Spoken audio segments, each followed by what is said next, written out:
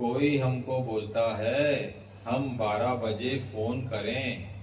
हम बोले हमारे सत्संग का टाइम है।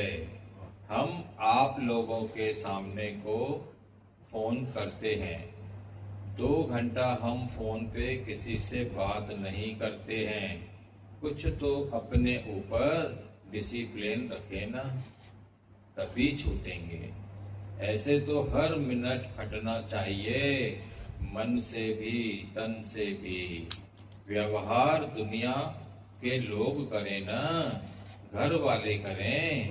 हमारा कर्तव्य कर्म हम करेंगे। हमको खाना बनाना है बनाएंगे, प्यार करना है करेंगे, सेवा करेंगे। पर जो हमने भगवान का टाइम रखा है, सत्संग का, मेडिटेशन का टाइम रखा है, अपने भजन का टाइम, वो लक्ष्य हम अपना जरूर रखेंगे। एक पल भी भगवान को भुलाना नहीं है। जब भी मुंह बंद होगा तभी लिंक जुड़ेगी ना। मुंह खुले में कैसे लिंक जुड़ेगी? हमको समझ में नहीं आता। मुंह खुला रहे और लिंक जोड़ के ब्रह्म ब्रह्म करते रहें। दोनों चीज पॉसिबल नहीं है। क्या बात करते हैं तो लिंक टूटती है। खाली ज्ञान की बात करो तो भी ठीक है, भजन बोलो तो भी ठीक है। एवं ज्ञान सुनाने के टाइम भी जितनी सुनने की टाइम जुड़ती है, उतनी सुनाने के टाइम नहीं जुड़ती है। सुनाने में एनर्जी देनी पड़ती है, सुनने में मिलती है। भले एक छोटा सा बुक पढ़ो या हनुमान चालीसा पढ़ो, उसमें एनर्जी मिलती है। दूसरे को उपदेश देने में कभी कभी मुंडा लगता है मन को कि तूने बताया क्या और कर क्या रही है। कभी कभी बताते बताते अपने अंदर भी ज्ञान पकड़ में आता है। कभी कभी बताने में अपने अंदर भी ज्ञान पकड़ में आता है। पर ज्यादा करके लिंक तभी जुड़ती है जब भी विचार करो कि मैं इस बात पे निश्चय जरूर करूंगा। मेरे सामने ये सिचुएशन आएगी, मैं बीच में बात नहीं करूंगा। सत्संग के टाइम ही अपना आईना देखते रहो, बाद में टाइम नहीं मिलेगा। उसी समय ही इतनी एकाग्रता से सुनो, तुम्हारी आंख भी नहीं झपके, तुम्हारा ध्यान किधर भी नहीं होवे, खाली निश्चय करने में होवे कि अरे उस टाइम पे मैंने बोल दिया, मैंने सोच लिया, ये मेरा एक्शन गलत था, मेरा कर्म बना, अभी नहीं बनाऊंगा। अभी सब बातें करेंगे तो मैं नहीं करूंगा।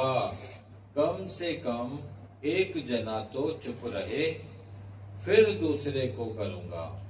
कम से कम एक जना तो चुप रहे, फिर दूसरों को आपे ही आदर्श मिलेगा। नहीं लगता है चुप करना तो उठ के दूसरे कमरे में चले जाओ।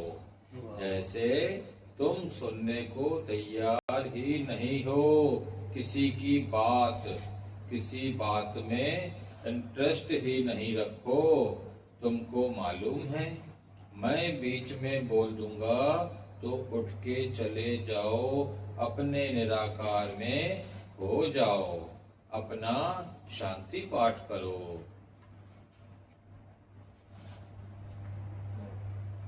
कि इन लोगों का डिसीजन राइट निकले। तुमको आदत अगर ऐसी पड़ गई ना कि 2 जने झगड़ा कर रहे हैं तो उनको ब्लेसिंग करके फिर आराम से आकर सो जाओ, तुम्हारा वो धर्म है। जैसे तुम चाय पीते हो तो पूछते हो ना कि तुम चाय पिएंगे, उसमें थोड़े ही कोई तुमको सिखाने आया। एवं जबकि बच्चों को भी आदत होती है, वो कुछ खाते हैं तो बोलते हैं मम्मी आप खाओ, आंटी आप खाओ। 3 साल के बच्चे को भी मालूम है मैं खाऊं तो दूसरे को भी खिलाऊं। तो तुम समझो ना, मैं शांत रहूं तो दूसरा भी शांत रहे। ब्लेसिंग कर दो, वो आपे ही शांत हो जाएगा। हर जगह ये आदत डाल लो, घर में हो बाहर हो, तुम्हारी बुद्धि से परे कोई कार्य करता है उसको करने दो। हम अपने प्यार से ब्लेसिंग से शांत कर सकते हैं। जो मुनि है वो संसार बंधन से अपने को छुड़ाने के लिए 2 बातों का नाश करें। एक है वासना, एक है व्यवहार। न वासना रखें, न विषय चिंतन करें, न बाहर की क्रिया में ज्यादा मन रखें। अगर हमको ब्रह्म की वासना है तो उसमें लोक वासना, देह वासना, शास्त्र वासना का लय हो जाता है। इन तीनों का नाश होने से ब्रह्ममय वासना पक्की होती है। ब्रह्ममय वासना दृढ़ करो। वासना किसको बोलते हैं? जिसके सिवाय हम रह नहीं सकते हैं। जैसे माँ होती है, बच्चे के सिवाय रह नहीं सकती, या बच्चा माँ के सिवाय रह नहीं सकता है, तो वासना है ना उसकी। मम्मी मम्मी करता रहेगा जब तक आती नहीं है। ऐसे हम भी ब्रह्म ब्रह्म करते रहे ना। ब्रह्म भी एक वासना होती है जो हमको ब्रह्म तक पहुंचाती है। वो शुभ वासना है, निष्काम वासना है। वशिष्ठ बोलता है वो भी छोड़ दो, तुम ऑलरेडी ब्रह्म हो। वासना किस बात की?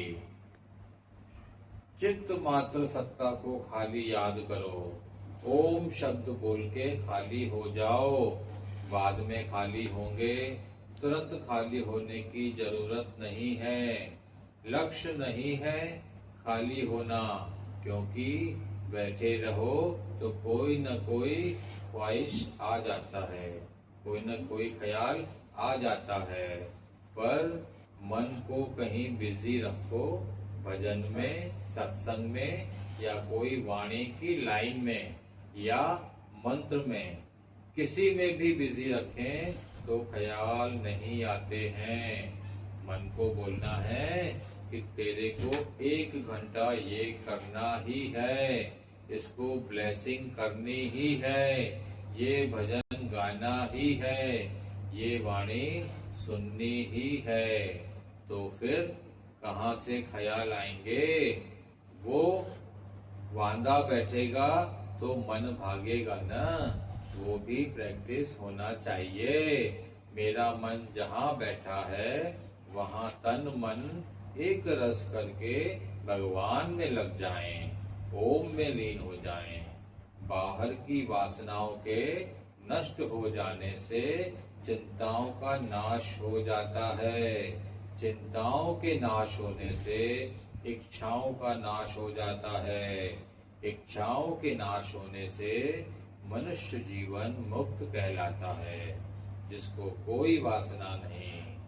जब ही सूर्य निकलता है तो लोग चोरी नहीं कर सकते हैं। जब ही सूर्य नहीं होता है तो चोरी होती है। ऐसे ही जब ही अंदर का सूरज नहीं होता है तो मनुष्य में मेरे की चोरी करता है।